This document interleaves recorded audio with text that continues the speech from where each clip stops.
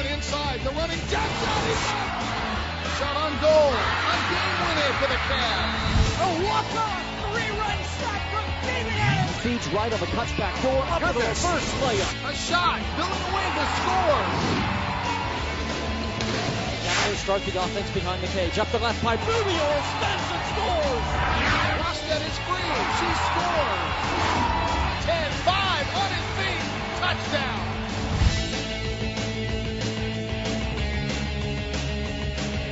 Cavalier Sports Weekly is presented by the Virginia Lottery, where all profits benefit Virginia's public schools grades K through 12. And brought to you in part by Geico. 15 minutes could save you 15% or more on car insurance. On this edition of Cavalier Sports Weekly, presented by the Virginia Lottery. It sounds like we're a married couple or something. Oh, this is counseling. Believe me.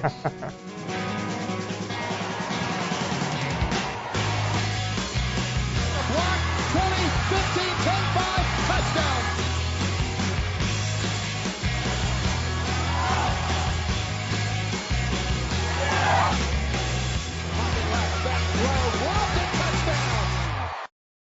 Welcome to Cavalier Sports Weekly. I'm your host, Chris Long, number 91 on the football team. We've got some great highlights and features for you today. But first, here's your play of the week. The Play of the Week is brought to you by SunTrust Mortgage. We make the American dream come true every day. Coming to the left, Joe Bright, inside handoff, Pierman. Pierman to the 40, 45, 50, 45, near side, 40, 35, 30, a cut, a block, 20, 15, 10-5, touchdown. I followed Ian Yates around. I got on his back a little bit, and I think he cut a defender that came in from the inside. And then I proceeded down the field, and I followed Staten Job, and he made a great block. If it wasn't for that, I probably wouldn't have scored. So I just cut off his block and was able to get into the end zone.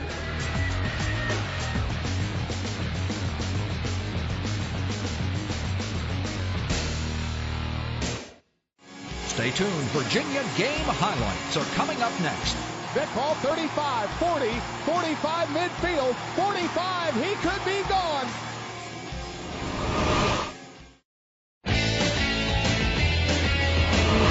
Welcome back to the show. Our football team opened the ACC season yesterday against the Duke Blue Devils. Let's check out the game story. The Cavalier game highlights are presented by Geico. 15 minutes could save you 15% or more on car insurance.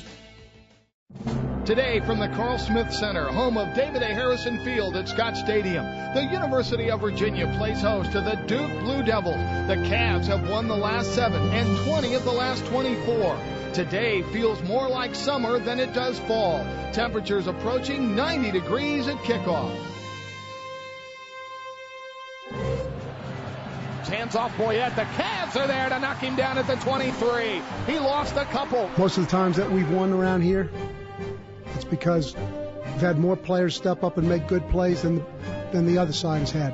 And when you do that, you usually end up with more points than the other team has. And we had a number of players stepped up and made real good plays for us today. And this punt is a pretty good one. It's going to turn over. Vic Hall is going to call for it. He wants it at the 30, and Vic Hall tries to get the wedge. Vic Hall, 35, 40, 45 midfield, 45. He could be gone. 25, 20, 10, 5, and he's tackled at the 3. We've been working on it all week, that punt return, because it was going to be a big play for us, and it happened in the game and opened up nice, and we just made a good play, a great play. Tom Sandy, the tight end, will be in motion, and Sewell is going to bootleg that side, throws the catch. Tom Sandy backing in. Sandy, goal line, touchdown. Our scheme emphasizes tight ends. You know, they're put in position where we're going to have the opportunity to utilize their skills. Jameel Sewell operate out of the shotgun. Tight end in motion. Coming to the left, Joe Bright. Inside handoff, Pierman. Pierman to the 40, 45, 50, 45, near side, 40, 35, 30. A cut, a block, 20, 15, 10, 5, touchdown. Well, I followed Ian Yates around. I got on his back a little bit, and I think he cut a defender that came in from the inside.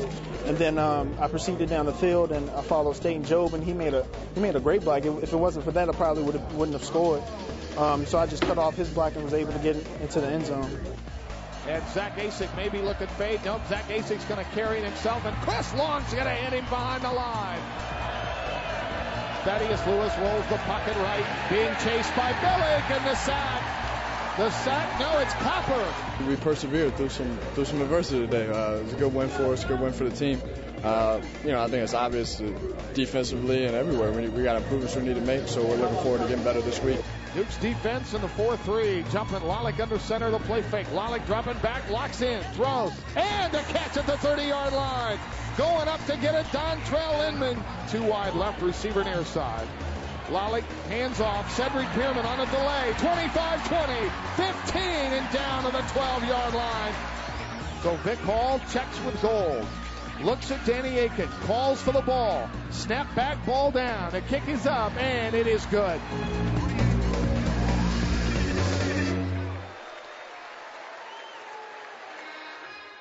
Holding call, really hurt Virginia. Another high snap again. Wigan got his fingers on it, goes back to get it, and Wigan will try to kick it away, but Duke chases him out of bounds at the 15-yard line. Riley and Jomar Wright left for Lewis. Lewis, the 5-step drop, stays in the pocket underneath. He's got it to Wright. Touchdown, Duke. We're just part of the machine, and when one thing's not working, the other's got to work. We made a couple mistakes on both sides of the ball, and really we just looked out for each other today. On defense, we got back down a little bit sometimes, but we just had to stay tight and kick them back out. And a receiver near side. Lalick out of the gun, locks in, throws, and it's going to be caught. Stupar dives for it and makes the catch at the 38-yard line. And Cavs go too wide. Job left, and they're going to give State Job the ball. He sidesteps his man. 25, 20, the catch and the run. Two receivers left. Lalick to throw. Lalick throws. Got a man. The catch. Simpson. He'll be out of the gun. 3 wide left, and Lalick rolls the pocket left. Sets, throws, lobs it. Touchdown. He found Tom Santee. Touchdown, Santee. Pretty excited that they didn't cover on the second one. We were down there on the goal line. We had practiced that play. Kind of knew what was coming, but always exciting to get those in the end zone. Everyone made plays that series. Offensive line blocked well, and all the receivers made plays. He's got, as you can see out there today, very good poise and very good presence, and he sees the field very well. That was in evidence today. 4th down, 16, 40-yard line. They need a big play. Lewis trying to get away from Chris Long, and Chris Long got him around the ankles.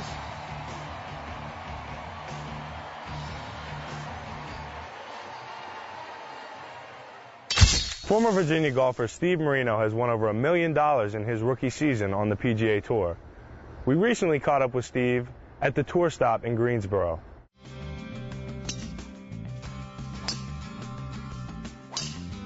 I started UVA in the fall of 1998 and learned a lot going to school. I graduated in 2002 and played the mini tours for a couple years, and now I'm out here on the PGA Tour.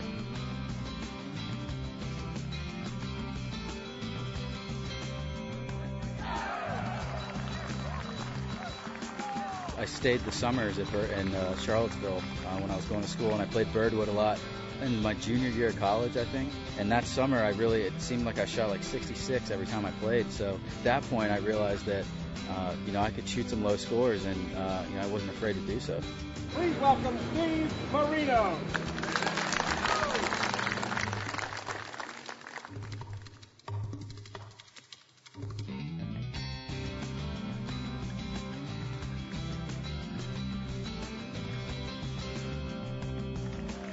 Very first event, I got paired with Michelle Wie in the Sony Open. So, if that doesn't say welcome to the PGA Tour, I don't know what does. There was so many people out following us there in Hawaii and a lot of media attention. So, I think that was a good thing for me, actually, to get paired with her first event of the year, kind of get thrown into the fire, so to speak.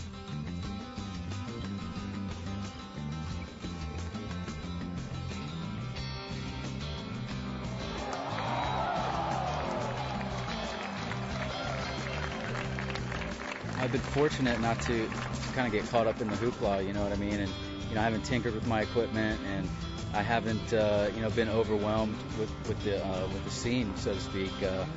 I'm just trying to come out here and just trust myself and trust my ability and just do the best that I can. And no matter what I shoot, if I shoot 80, if I shoot 60, as long as I do the best that I can, that's all you can ask of yourself. Normally, I'm not too fond of offensive linemen. But we've got 2 guys on our O-line that you just can't help but like. Gordy Samus and Ian Yates Cunningham are smart, funny, and just all-around great teammates. And they're your Student Athletes of the Week.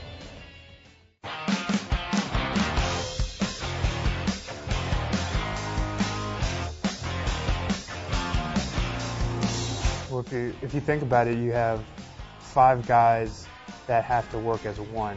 When everybody else is on the field, it's a team sport, but a corner can have a one-on-one matchup. For these 5 guys, everybody has to be on the same page to do their blocking assignments, to protect the football. And so having that bond is really important. Be close with the person playing next to you is also pretty important, I think, also. The offensive line play, you really have to rely on the guy next to you, because when let's say a blitz comes or any kind of stunt or anything, you have to trust the fact that the guy next to you is going to be there, and you can let that guy go. And I think it just really carries over, just because we're together all the time, watching film, working out, and so we just kind of carries over, off the field. Ian actually blew me away. He was well-spoken and articulate and had a lot of great things to say when I talked to him by phone from Dallas. And I asked him what he wanted to major in when he came to UVA. And I was kind of secretly hoping he was going to say something to do with broadcasting, because he had such a talent for articulating his thoughts. And he told me he wanted to major in broadcast journalism. And I told him, since UVA doesn't have a program for that, contact me when you get up here. Adam and I developed a relationship, a friendship, a while back when I first got here. I was working on the radio with him at WINA, doing local high school sports, things like that. And then we kind of realized that, hey, we're actually pretty good friends. So there was one day that I was like, my friend Gordy, he listens to talk radio nonstop all the time. If you go into his car, there's no music playing. It's always talk radio, whether it be Jim Rome or Opie and Anthony or Michael Savage. That's all Gordy listens to. So I was like, maybe he would be interested. So I kind of got Gordy involved. We filled in on the best seat in the house. Best seat in the house. And so one of the shows we did was a mock draft, the first 10 picks, and this was in November, and the draft doesn't happen until April. Yeah. So, but we had a great time doing it. Yeah. So once we had a great time with that. So then we were like, well, let's have our own sports talk show. I invited the two of them in the studio at WINA late at night one night after everyone else was gone from the building. And we just taped ourselves having a conversation. And it was like a 2-hour show, and we never intended for that to ever go on the air, but just to play around and see how it went.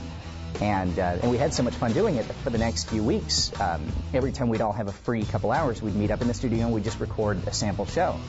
And a friend of mine runs the local public access television station here, and he heard that we were doing this and thought, how cool would that be to get 2 UVA football players on their station? Fire up the grill. We launched on March 8th on TV and radio. It's called the Midnight Barbecue. This is the Midnight Barbecue. Ian and Gordy have so many interests outside of football and outside of sports that the show isn't about sports at all. It's kind of, a late night variety show, essentially. We'll do absolutely anything. We just try and make each other laugh. And that's something they're both very, very good at. I'm calling from the CBS affiliate WBEV, the Beeve. Hello? Who is this? Hello? Yeah, who is this? Stephon Tariq, man. Who is it? Stephon Tariq. Hi. Call me back later, bye. Hello, ma'am. I can't do it, Gordy. Gordy, come on, man. I like a lot of the things that aren't like what we don't plan. We usually we try to go in and plan the show, what we're gonna talk about, but it really doesn't work sometimes, Now, we've been on the air for 6 months. The show it just got picked up by stations in 6 states. We're going to be on the air starting October 1st as far west as Columbia, Missouri, and up in Boston and down in Florida, and a few stations here in Virginia and in North Carolina. The radio show's grown too. And of course, Ian and Gordy aren't involved with this, as soon as football practices have started up. But when the football season's over this year, I'm sure they'll dive back in. I guess I'll just see how it comes, and I'd love to keep doing it, but it's one of those things that I don't have to. I guess there's a lot of other things I'd like to do, as well as radio, and it's something that I really enjoy. And if the opportunity presents itself, I'll definitely take it. I want to work in the front office of a football team in 5 or 10 years from now, whenever I'm done. playing, but I think later on down the road, maybe when I'm done with that, then I can come back to this because it is a passion. It is something I enjoy, and you know, by that time I think I'll have more experience and a better appreciation for what these guys do. About my soul. Virginia's Bullet Bill Dudley is one of the greatest players in college football history, and we'll take a look back at his career in this week's Cavalier Flashback. Cavalier Flashback is brought to you by the Virginia Lottery. In 2006, the Virginia Lottery contributed a record $454 million to public schools throughout the Commonwealth. In an era of leather helmets and no face masks, Virginia's Bill Dudley was a gridiron gladiator without equal. As a 19-year-old senior in 1941, he led the nation in points scored with 134, a mark which still stands as Virginia's all-time single-season record.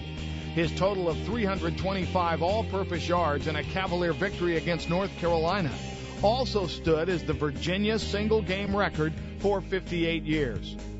Bullet Bill Dudley's career in football was marked by a number of firsts: a great runner, passer, kicker, return specialist, and defensive player. Dudley was the first Virginia football player to have his number retired. He was the first overall pick in the 1942 NFL Draft.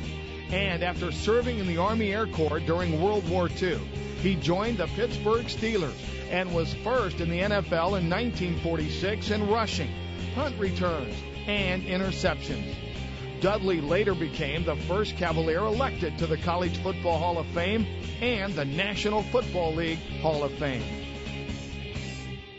Coming up after the break.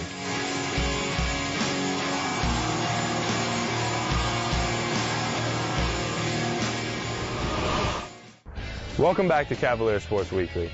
Our men's and women's soccer teams were at home last Sunday before hitting the road this week. Let's check out the results in our Olympic Sports Spotlight. The Olympic Sports Spotlight is presented by the Virginia Athletics Foundation.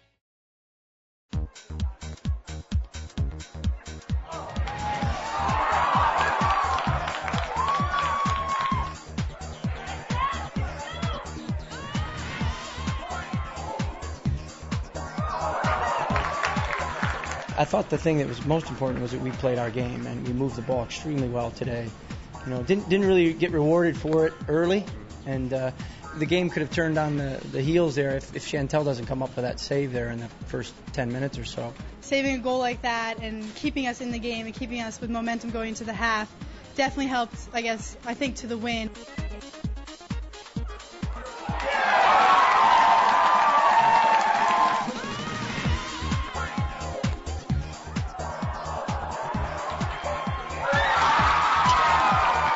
Last year was a big wake-up call as far as you have to take advantage of every single day you get, because it really could end just like that. It's one to build on. You know, we can't think this is it here, and I think that's important. I mean, it's one performance, and we're trying to get better each and every game. You take the wins when you can, and you just try to keep getting your team better and better and better. And I think we can get a lot better.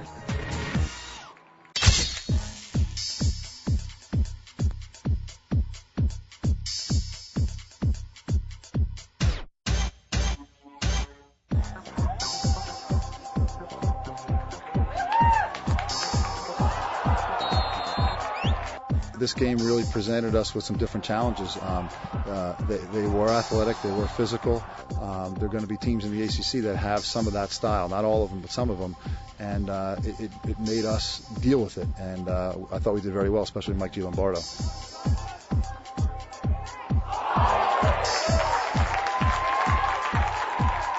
Sometimes the team, we just can't score. 0-0. We're going to need that one big save, that one, maybe two big saves, so that we're not down a goal. And he did that. He made two very good saves. One in particular that was very, very good save that he tipped over the bar and prevented us from going down a goal.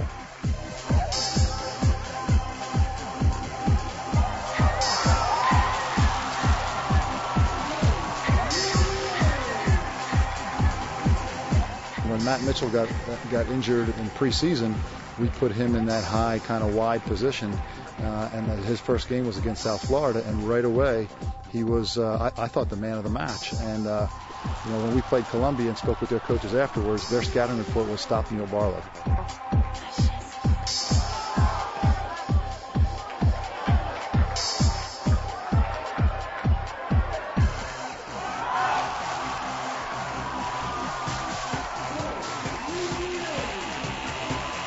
Chris's first year, which was 2004, we played a similar lineup, a 4-3-3. And so now we're playing that same lineup, and he's 3 years older and more experienced, and it really suits him. It was a good win for us. They were very fit, they were very athletic. It mostly relied on athleticism, and we had to deal with it. We had to be more skillful, we had to defend in the box, and we did all those things and put two behind them. In other Cavalier sports action this week,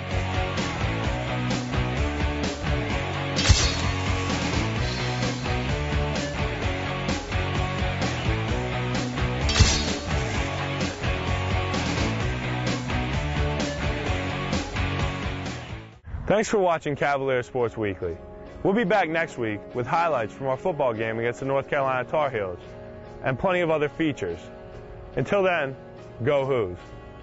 Cavalier Sports Weekly is presented by the Virginia Lottery, where all profits benefit Virginia's public schools grades K through 12. And brought to you in part by Geico. 15 minutes could save you 15% or more on car insurance.